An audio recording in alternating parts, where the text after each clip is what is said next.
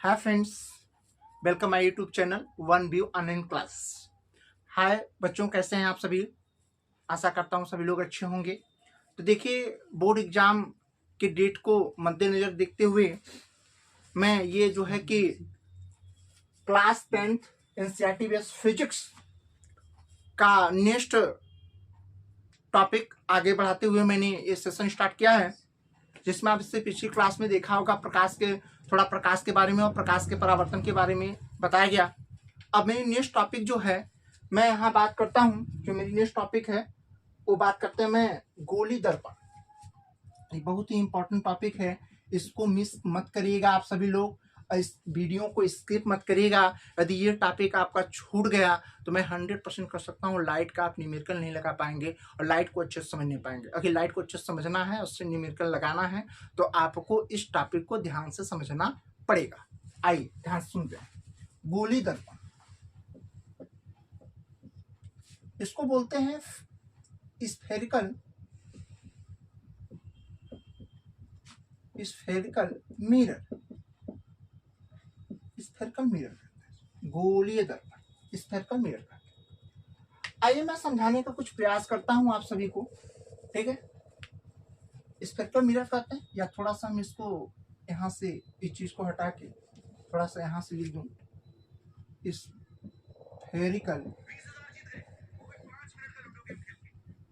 Spherical mirror, ठीक।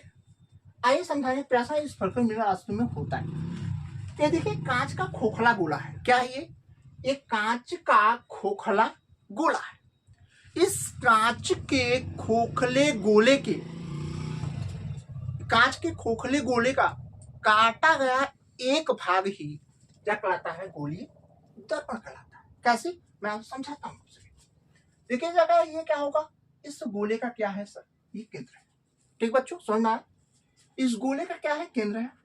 इसके बीचों बीच एक रेखा में गुजर, इसके बीचों बीच एक रेखा गुजर, ठीक है। अब इसके मैं कहूं कि इस खोखले गोले के एक भाग को मैं काट दूं, ठीक है बच्चों, समझ में आ रहा है? इस खोखले गोले के एक भाग को मैंने काट दिया, समझ में आया? और काटने के बाद अब इसके बीचों बीच एक रेखा मैंने कर दिया। ध्यान सुनिएगा। अब इसके एक भाग को मैंने काट दिया। अब जो है कि इस गोले का जो मिड पॉइंट है, यानी इस केंद्र कहते हैं इसको, सेंटर, ठीक है। अब इसका जो है, मैंने कहा एक भाग गोले को मैंने यहां काट दिया। अब एक भाग इधर से काट दिया, एक भाग इधर काट दिया, दो भाग बीच में बढ़ गए। तो हमने कहा इस कांच के खोखले गोले का काटा गया एक भाग ही क्या कहलाता है? गोली दर्पण कहलाता है, ठीक है। आइए मैं समझता हूं। अब इस गोली दर्पण का देखिएगा, एक सिरा तो चिकना होता है, जिसको हम बोलते हैं परावर्तक तल बोलते हैं, और एक भाग पर पारे तथा लाल ऑक्साइड का पेंट लगा होता है, या तो उस पर चांदी के यौगिक सिल्वर नाइट्रेट का भी लेप लगा होता है। क्लियर है? आइए मैं समझाता हूं। आप देखिएगा, इसका एक देखेंगे, इसके एक भाग दबे हुए भाग पर पालिसा कलई की जाती है और एक उभरे हुए भाग पर की जाती है, ठीक। एक दबे हुए भाग पर की जाती है, एक उभरे हुए भाग पर की जाती है। तो हम मान लीजिए कि इसका एक सिरा यहां से मान लें M1 और इसका एक सिरा यहां मान लो क्या? M2। ऐसे यहां भी एक सिरा हम इसका M1 मान लें और एक सिरा का मान लें M2 मान लें। क्लियर है? और यहां जो पॉइंट है, इस पॉइंट को क्या बोलते हैं? P। यहां भी एक पॉइंट P होता है, और इसको हम इंग्लिश में हम कहते हैं, इसको हिंदी में ध्रुव कहते हैं ना। ये P पॉइंट होता है। इसको मैं समझाता हूं सभी को, परेशान नहीं होना। अब यहां देखिएगा, अब एक चीज ध्यान दीजिए, इस गोली दर्पण में हमने कहा एक भाग A है, दूसरा भाग A है, और बीच में दो भाग है। तो हमने कहा इस भाग में जो हमने कहा, देखा कि ये वाला जो भाग है, इधर वाला आप देखेंगे, तो इस भाग का मैंने कुछ नाम दिया। इस वाले भाग का एक नाम होता है, इस वाले भाग का भी एक नाम होता है। मैं बताता हूं। जिस भाग के देखो यह इधर वाला भाग जो होता है उभरा हुआ है, इधर वाला भाग क्या है, दबा हुआ है। तो जिस दबे हुए भाग पर क्या होगा, पारे तथा लाल ऑक्साइड का पेंट किया गया होता है तथा उभरा हुआ भाग क्या होता है, चिकना होता है। इससे परावर्तक तल कहते हैं, जिसपे प्रकाश का परावर्तन होता है। इसी प्रकार से ये वाला भाग दिखेगा जिसके उभरे हुए तल पे पारे तथा लाल ऑक्साइड का पेंट किया गया है तथा इसका दबा हुआ तल क्या होता है, परावर्तक तल होता है, जिसपे प्रकाश का परावर्तन होता है। ठीक है। तो जिसके दबे हुए तल पर, ध्यान दीजिएगा, जिसके दबे हुए तल पर पालिश किया गया है या कलई किया गया है उसको हम बोलते हैं उत्तल दर्पण। कौन सा दर्पण कहते हैं इसको, उत्तल दर्पण। इसको बोलते हैं कन्वेक्स मिरर बोलते हैं। इसको क्या बोलते हैं, कन्वेक्स मिरर। इसको क्या बोलते हैं, जिसके उभरे हुए तल पर पालिश किया गया है, कलई किया गया है, उसको बोलते हैं अवतल दर्पण। क्या बोलते हैं इसको, अवतल दर्पण। इसको कनकेव मिरर कहते हैं। क्या बोलते हैं इसको, कनकेव मिरर कहते हैं। समझ में आया। तो देखिएगा अब इसमें आपको बात स्पष्ट हो गया होगा, जिसका दबा हुआ तल पे पारे की पालिश की गई हो या कलई की गई हो, लाल ऑक्साइड का पेंट किया गया हो तथा उभरा हुआ तल जो होता है परावर्तक तल होता है, जिसमें प्रकाश का परावर्तन होता है, उसको बोलते हैं कौन सा, उत्तल दर्पण। और उसके बाद में जिसके उभरे हुए तल पर कलई किया गया हो या लाल ऑक्साइड का पेंट किया गया हो, पारे किया गया हो, और जिसका दबा हुआ तल चिकना हो, परावर्तक तल हो, उस पर प्रकाश का परावर्तन होता है, उसको अवतल दर्पण कहते हैं। तो समझ में आया। तो मैं बात करता हूँ गोली दर्पण क्या होता है, तो पहले समझ लेते हैं यहाँ पे। ठीक है। तो यहाँ गोली दर्पण की बात करते हैं तो यहाँ समझिएगा कि कांच की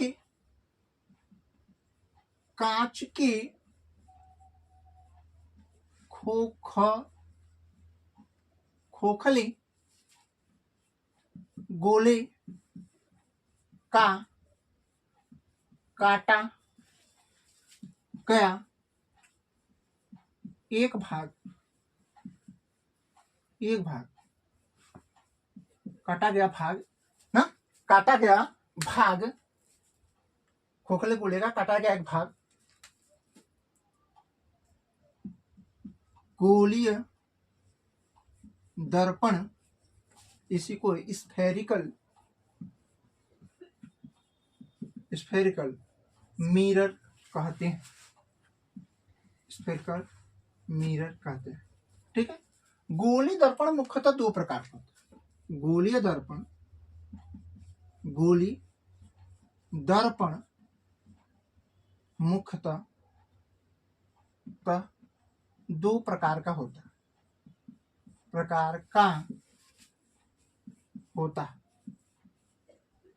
दो प्रकार का। क्लियर है। कौन सा, एक अवतल दर्पण जिसको बोलते हैं कनकेव मिरर बोलते हैं इसको, कनकेव मिरर। और दूसरा होता है उत्तल दर्पण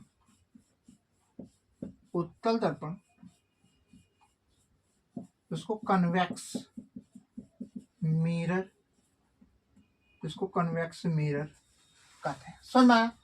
तो अवतल दर्पण और उत्तल दर्पण तो मैंने परिभाषा को समझा दिया। क्लियर है। आइए आगे देखता हूं। इसका स्क्रीनशॉट लेना चाहते हैं तब ले सकते हैं। ठीक है। आगे मैं बताता हूं, ध्यान सुनिए।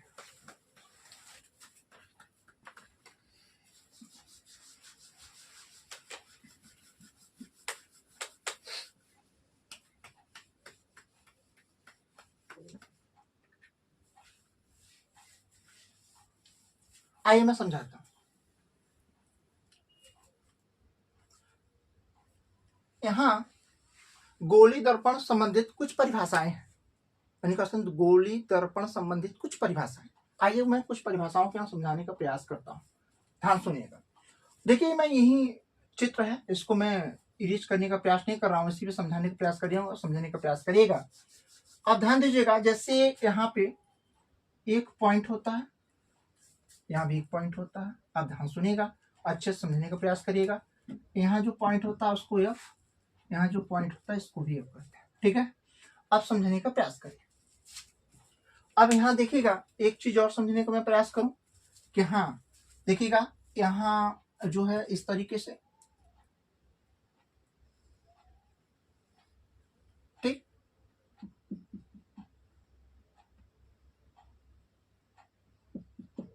ठीक, ये दर्पण है।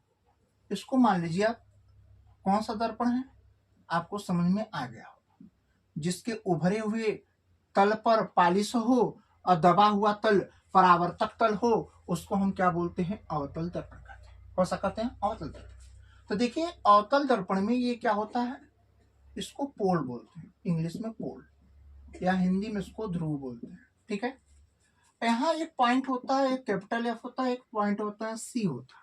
ठीक है, अब देखिएगा इसके जो ऊपर होता है, इसके ऊपर हम क्या इस पे पारे तथा लाल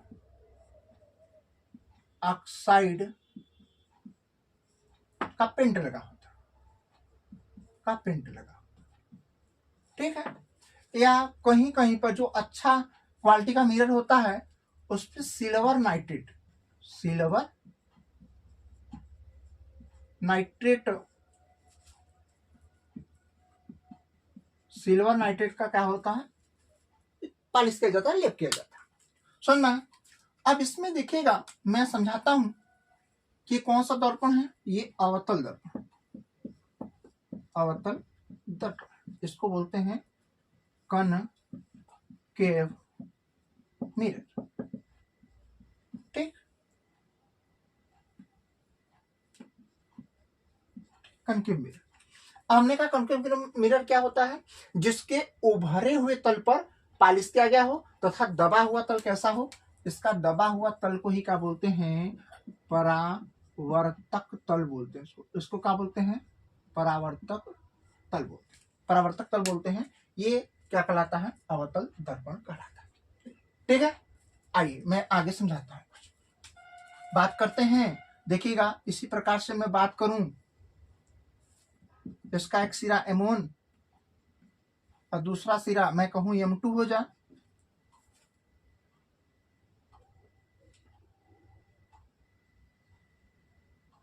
ठीक है, आइए इसमें देखिएगा,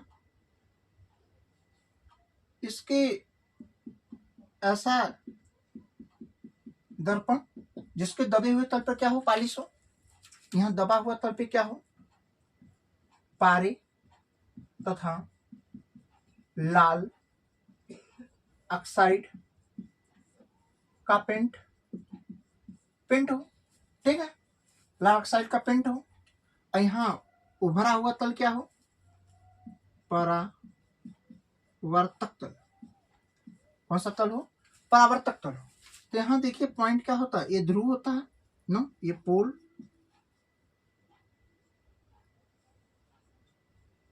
ध्रुव बोलते हैं। यहाँ एक पॉइंट होता है एफ होता है, एक पॉइंट सी होता है। ठीक है, बस समझ में। तो मैं यहाँ समझा देता हूँ थोड़ा सा कि जो पॉइंट पी होता है इसको हम जो है हिंदी में इसको ध्रुव, ध्रुव या इसको हम पोल कहते हैं। सी को हम वक्रता, वक्रता केंद्र कहते हैं ना,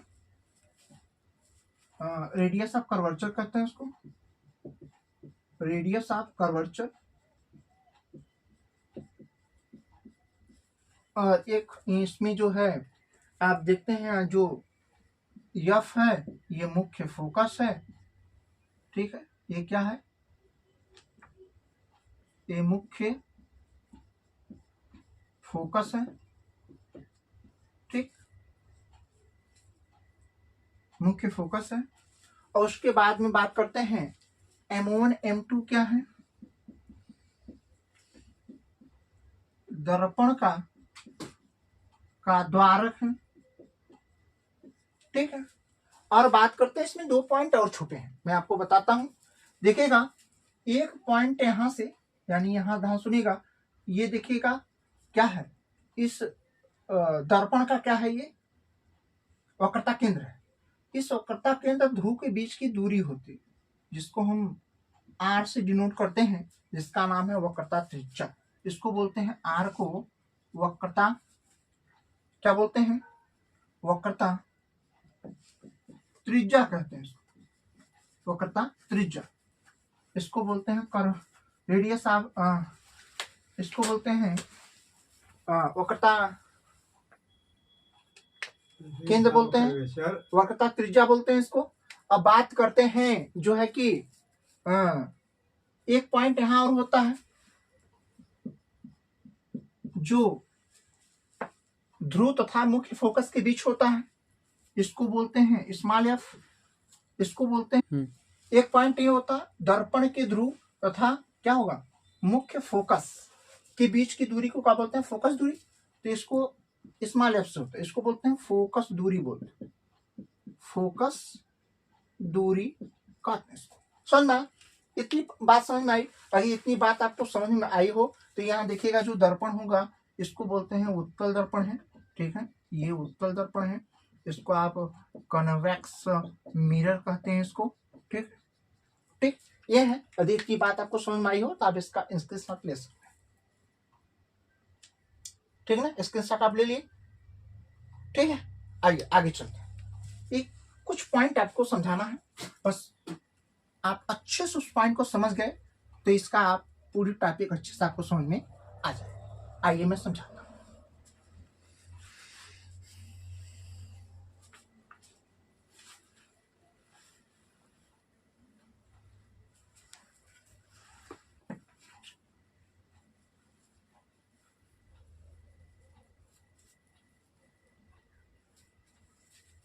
आइए मैं समझाता हूं। देखिएगा मैं एक तरफ बनाता हूं, ठीक,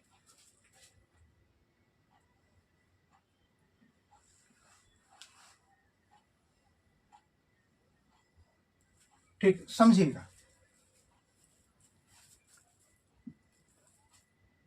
ठीक।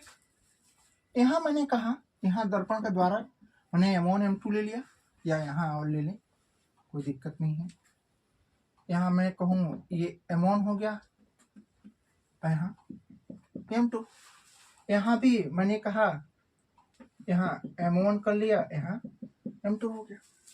ये देखिएगा हमने कहा अवतल दर्पण है, ये उत्तल दर्पण है, ठीक है। अब ध्यान दीजिएगा इसके उभरे तल पे क्या होगा, कलई किया गया होगा, और इसके दबे हुए तल पे कलई किया जाएगा, ठीक। अब ध्यान दीजिएगा यहाँ एक पॉइंट होता है P, यहाँ भी एक पॉइंट क्या होता है, P होता है। यहाँ एक पॉइंट होता है F, यहाँ एक पॉइंट होता है C, यहाँ भी पॉइंट क्या होता है F, यहाँ एक पॉइंट क्या होता है C। समझ में आई बात। अब ध्यान दीजिएगा एक पॉइंट यहां भी होता है,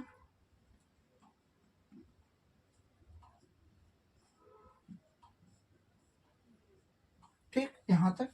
यहां भी एक पॉइंट होता है, दर्पण के ध्रुव तथा वक्रता केंद्र के बीच की दूरी को वक्रता त्रिज्या कहते हैं, और यहाँ ध्रुव और मुख्य फोकस के बीच की दूरी को फोकस दूरी कहते हैं। इस प्रकार से ऐसे यहाँ भी कहते हैं इसको, ठीक है, फोकस दूरी कहते हैं। इतनी बात स्पष्ट हो पाई। अब इसमें ध्यान देना है, इसमें जो इम्पोर्टेंट बात ये है कि इसमें मैं समझाऊं कि जैसे बात करते हैं वक्रता केंद्र की, तो गोले का केंद्र, उस गोले का केंद्र जिसका दर्पण एक भाग होता है उसको वक्रता केंद्र कहते हैं।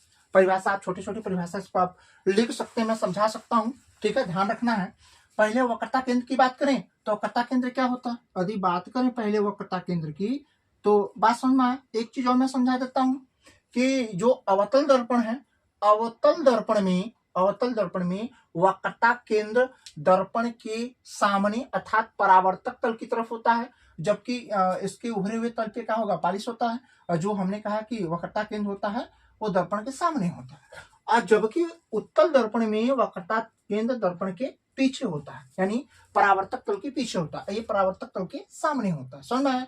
ये परावर्तक तल के सामने होता है, परावर्तक तल के पीछे होता है। स्पष्ट हुई बात इतनी? आगे मैं समझाता हूं। और यहाँ देखिएगा मुख्य फोकस ये भी परावर्तक तल के सामने होता है, यहाँ मुख्य फोकस परावर्तक तल के पीछे होता है। यहाँ जो है ध्रुव होती है, यहाँ भी ध्रुव होता है, ठीक है ना। वक्रता त्रिज्या देखिएगा ये भी परावर्तक तल के जो है सामने होता है, ये परावर्तक तल के पीछे होता है। समझ में आया?